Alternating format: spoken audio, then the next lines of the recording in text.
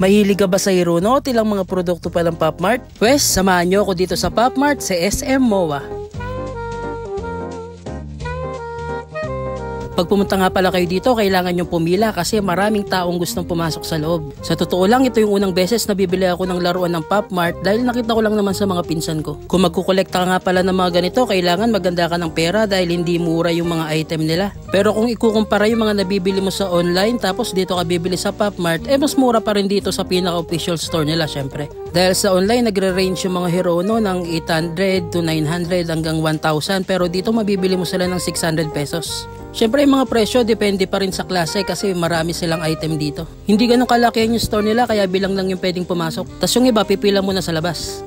Itong Deadpool nga pala yung pinaka nagustuhan ko sa lahat kasi napaka cute, diba? Meron sila ng mga ganyan, ganito, ganyan pa, mga ganito.